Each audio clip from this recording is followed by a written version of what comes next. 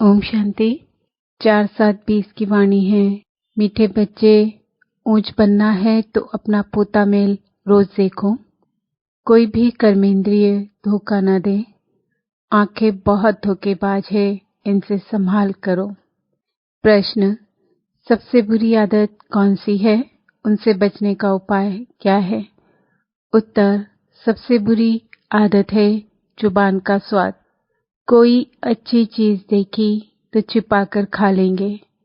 छिपाना अर्थात चोरी। चोरी रूपी माया भी बहुतों को नाक कान से पकड़ लेती है। इससे बचने का साधन, जब भी कहाँ बुद्धि जाए तो खुद ही खुद को सजा दो। बुरी आदतों को निकालने के लिए अपने आप को खूब फटकार लगाओ। ओम शांति। आत्म अभिमानी होकर बैठे हो। हर एक बात अपने आप से पूछनी होती है। हम आत्माभिमानी हो बैठे हैं और बाप को याद कर रहे हैं। गाया हुआ भी है, शिव शक्ति पांडव सेना। यह शिव बाबा की सेना बैठी है ना। उस जिस्मानी सेना में सिर्फ जवान होते हैं, बूढ़े व बच्चे आदि नहीं। इस सेना में तो बूढ़े, बच्चे, जवान आदि सब बैठे हैं। यह है माया पर जीत पाने के लिए सेना। हर एक को माया पर जीत पाकर बाप से बेहद का वर्षा लेना है। बच्चे जानते हैं माया बड़ी प्रबल है। कर्मेंद्रियां ही सबसे जास्ती धोखा देती है। चार्ट में यह भी लिखो कि आज कौन सी कर्मेंद्रिय ने धोखा दिया। आज फलानी को देखा तो दिल हुई इनको हाथ लगाएं, यह करें। आंखें बहुत नुकसान करती है। हर एक कर्मेंद्रिय देखो, कौन सी कर्मेंद्रिय बहुत नुकसान करती है। सूरदास का भी इस पर मिसाल देते हैं।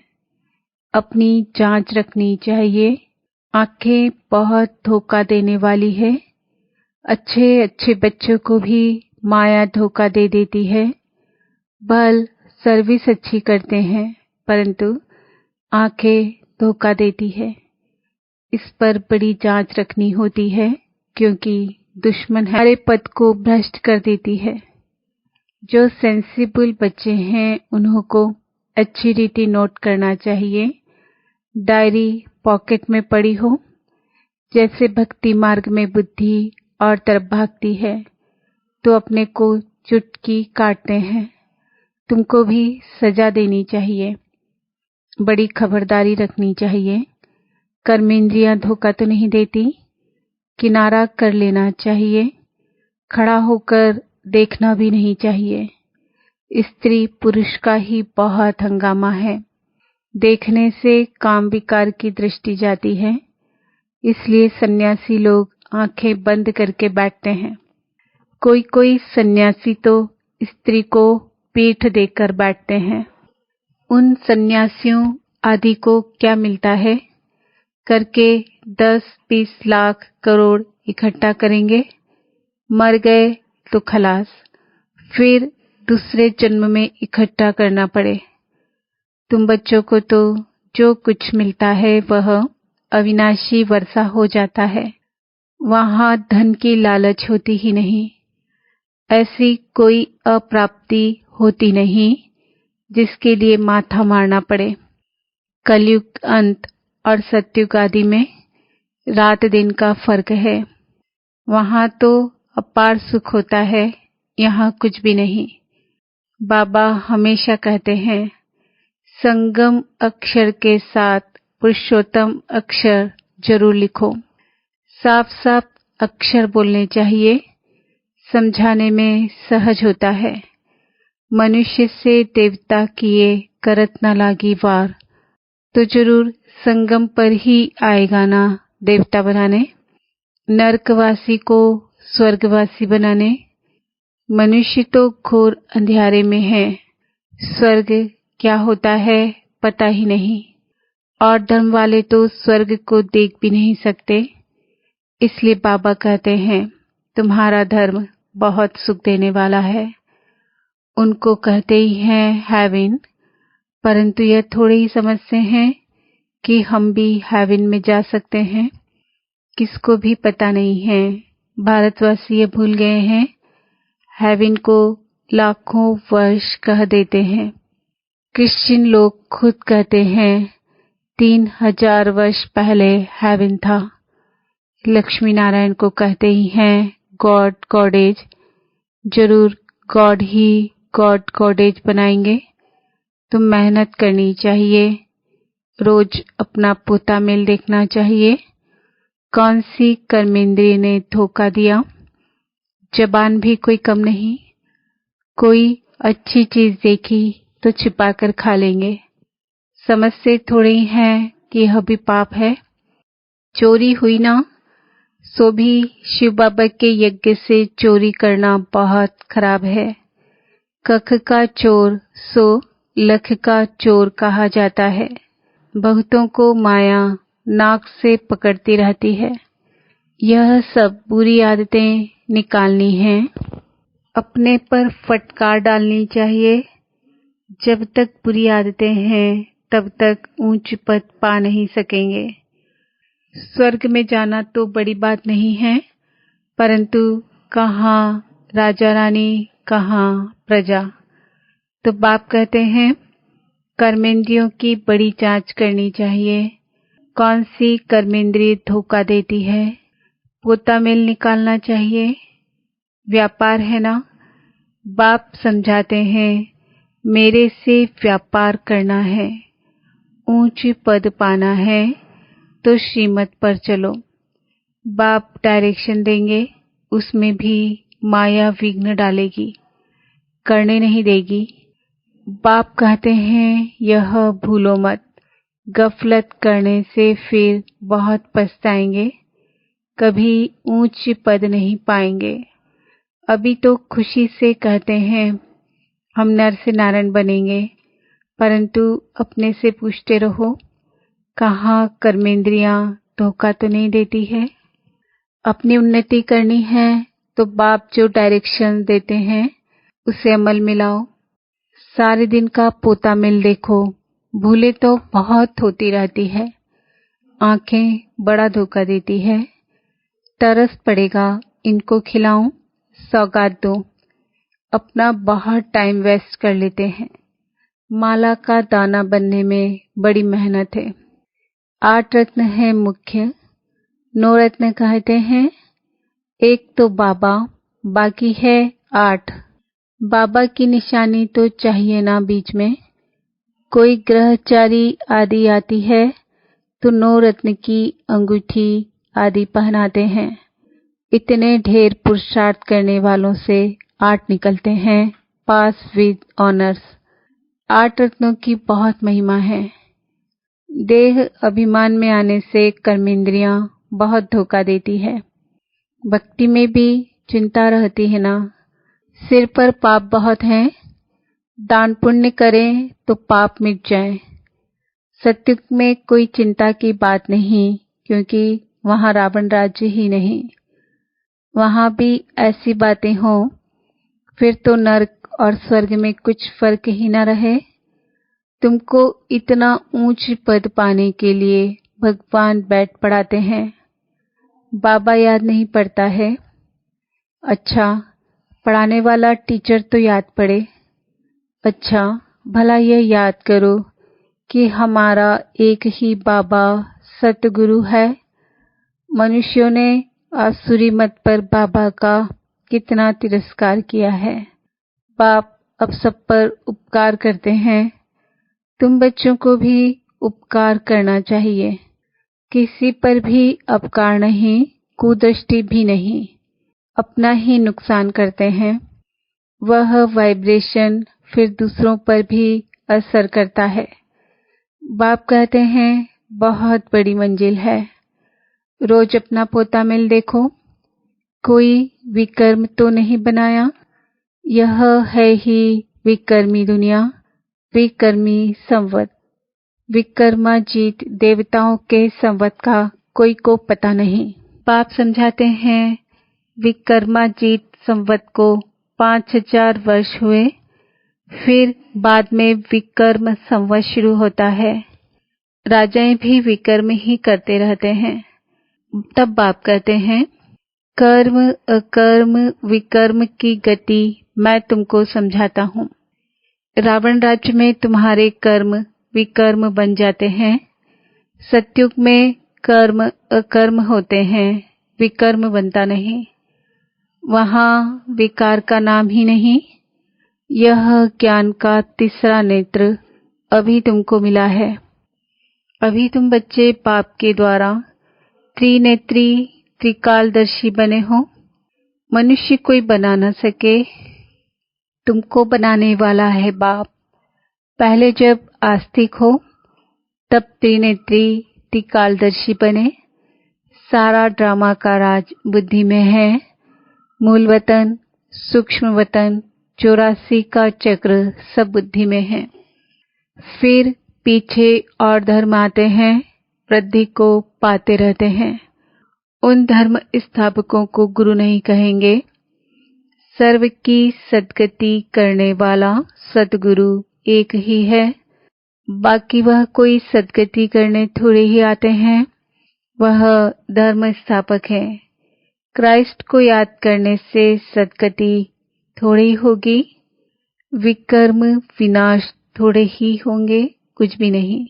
उन सबको भक्ति की लाइन में कहा जाएगा। ज्ञान की लाइन में सिर्फ तुम हो, तुम पंडे हो। सबको शांति धाम सुख धाम का रास्ता बताते हो। बाप भी लिबरेटर गाइड है। उस बाप को याद करने से ही विकर्म विनाश होंगे। अभी तुम बच्चे अपने विकर्म विनाश करने का पुरुषार्थ कर रहे हो, तो तुम्हें ध्यान रखना है कि एक तरफ पुरुषार्थ, दूसरी तरफ विकर्म ना होता रहे। पुरुषार्थ के साथ साथ विकर्म भी किया तो 100 गुना हो जाएगा। जितना हो सके उतना विकर्म न करो, नहीं तो एडिशन भी होगी, नाम भी बदनाम करेंगे। जबकि जानते हो भगवान हमको पढ़ाते हैं, तो फिर कोई विकर्म नहीं करना चाहिए। छोटी चोरी या बड़ी चोरी पाप तो हो जाता है ना। यह आंखें बड़ा धोखा देती है। बाप बच्चों की चलन से समझ जाते हैं। कभी ख्याल भी ना आए कि यह हमारी स्त्री है। हम ब्रह्मा कुमार कुमारी हैं, शिव बाबा के पोतरे हैं। हमने बाबा से प्रतिज्ञा की है, राखी बांधी है। फिर आंखें क्यों धोखा देती है? याद के बल से कोई भी कर्मेंद्रियों के धोखे से छूट सकते हो। बड़ी मेहनत चाहिए। बाप के डायरेक्शन पर अमल कर चार्ट लिखो। स्त्री पुरुष भी आपस में यही बात करो। हम तो बाबा से पूरा वर्षा लेंगे, टीचर से पूरा पढ़ेंगे। ऐसा टीचर कभी मिल ना सके जो बेहद की नॉलेज दे। लक्ष्मी नारायण ही नहीं जानते तो उनके पिछाड़ी आने वाले कैसे जान सकते हैं? बाप कहते हैं, यह सृष्टि के आदि मध्य अंत का ज्ञान सिर्फ तुम जानते हो संगम पर। बाबा बहुत समझाते हैं, यह करो ऐसे करो। फिर यहाँ से उठे तो खलास। यह नहीं समझते कि शिव बाबा हमको कहते हैं, हमेशा समझो शिव बाबा कहते हैं, इनका फोटो भी नहीं रखो। यह रथ तो लोन लिया है, यह भी पुरुषार्थी है। यह भी कहते हैं, मैं बाबा से वर्षा ले रहा हूँ। तुम्हारे सदस्य यह भी स्टूडेंट लाइफ में है। आगे चल तुम्हारी महिमा होगी। अभी तो तुम पूज्य देवता बनने के लिए पढ़ते हो, फिर सतयुग में तुम देवता बनेंगे। यह सब बातें सिवाय बाप के कोई समझा न सके। तकदीर में नहीं है तो संशय उठता है। शिव बाबा कैसे आकर पढ़ाएंगे? मैं नहीं मानता। मानते नहीं तो फिर शिव बाबा को याद भी कैसे करेंगे? विकर्म विनाश हो नहीं सकेंगे। यह सारी नंबरवार राजधानी स्थापन हो रही है। दास दासियां भी तो चाहिए ना। राजाओं को दासियां भी दहेज में मिलती है।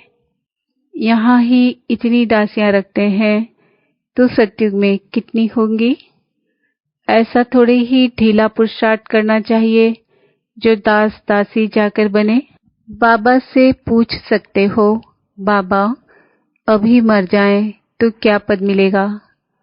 बाबा झट बता देंगे, अपना पोता मेल आपे ही देखो। अंत में नंबरवार कर्मातीत अवस्था हो जानी है। यह है सच्ची कमाई। उस कमाई में रात दिन कितना बिजी रहते हैं। सट्टे वाले जो होते हैं वह एक हाथ से खाना खाते हैं, दूसरे हाथ से फोन पर कारोबार चलाते रहते हैं। अब बताओ ऐसे आदमी ज्ञान में चल सकेंगे। कहते हैं हमको फुर्सत कहाँ। अरे सच्ची राजाई मिलती है। बाप को सिर्फ याद करो तो विकर्म विनाश होंगे। अष्ट देवता आदि को भी याद करते हैं ना, उनकी याद से तो कुछ भी मिलता नहीं। बाबा बार बार हर एक बात पर समझाते रहते हैं। जो फिर ऐसे कोई न कहे कि फलानी बात पर तो समझाया नहीं। तुम बच्चों को पैगाम भी सबको देना है। एरोप्लेन से भी पर्चे गिराने के लिए कोशिश करनी चाहिए। उसमें लिखो शिव बाबा ऐसे कहते हैं। ब्रह्मा भी शिव बाबा का बच्चा है। प्रजापिता है तो वह भी बाप, यह भी बाप। शिव बाबा कहने से भी बहुत बच्चों को प्रेम के आंसू आ जाते हैं। कभी देखा भी नहीं है। लिखते हैं बाबा कब आकर आपसे मिलेंगे। बाबा बंधन से छुड़ाओ। बहुतों को बाबा का फिर प्रिंस का भी साक्षात्कार होता है। आगे चल बहुतों को साक्षात्कार होंगे, फिर भी पुरुषार्थ तो करना पड़े। मनुष्य को मरने समय भी कहते हैं भगवान को याद करो। तुम भी देखेंगे पिछाड़ी में खूब पुरुषार्थ करेंगे, याद करने लगेंगे। बाप राय देते हैं बच्चे जो समय मिले उसमें पुरुषार्थ कर मेकअप कर लो। पाप की याद में रह विकर्म विनाश करो तो पीछे आते भी आगे जा सकते हो। जैसे ट्रेन लेट होती है तो मेकअप कर लेते हैं ना। तुमको भी यहाँ समय मिलता है तो मेकअप कर लो। यहाँ आकर कमाई करने लग जाओ। बाबा राय भी देते हैं ऐसे ऐसे करो, अपना कल्याण करो। बाप की श्रीमत पर चलो। एरोप्लेन से पर्चे गिराओ। जो मनुष्य समझे कि यह तो बरोबर ठीक पैगाम देते रहते हैं। भारत कितना बड़ा है सबको मालूम पड़ना चाहिए। जो फिर ऐसे न कहें कि बाबा हमको तो पता ही नहीं पड़ा। अच्छा, मीठे मीठे सिकिलदे बच्चों प्रति माता पिता बाप दादा का याद प्यार और गुड मॉर्निंग। रूहानी बाप की रूहानी बच्चों को नमस्ते। हम रूहानी बच्चों की रूहानी बाप दादा को याद प्यार गुड मॉर्निंग नमस्ते ओम शांति। धारणा के लिए मुख्य सार। सेंसिबल बन अपनी जांच करनी है कि आंखें धोखा तो नहीं देती है। कोई भी कर्मेंद्रिय के वश हो उल्टा कर्म नहीं करना है। याद के बल से कर्मेंद्रियों के धोखे से छूटना है। इस सच्ची कमाई के लिए समय निकालना है। पीछे आते भी पुरुषार्थ से मेकअप कर लेना है। यह विकर्म विनाश करने का समय है, इसलिए कोई भी विकर्म नहीं करना है। वरदान। हर कंडीशन में सेफ रहने वाले एयर कंडीशन की टिकट के अधिकारी भव। एयर कंडीशन की टिकट उन्हीं बच्चों को मिलती है जो यहाँ हर कंडीशन में सेफ रहते हैं। कोई भी परिस्थिति आ जाए, कैसी भी समस्याएं आ जाएं, लेकिन हर समस्या को सेकंड में पार करने का सर्टिफिकेट चाहिए। जैसे उस टिकट के लिए पैसे देते हो। ऐसे यहाँ सदा विजयी बनने की मनी चाहिए, जिससे टिकट मिल सके। यह मनी प्राप्त करने के लिए मेहनत करने की जरूरत नहीं, सिर्फ बाप के सदा साथ रहो तो अनगिनत कमाई जमा होती रहेगी। स्लोगन: कैसी भी परिस्थिति हो, परिस्थिति चली जाए लेकिन खुशी नहीं जाए। आज का सम्मान है, मैं आत्मा सदा विजयी हूँ। ओम शांति।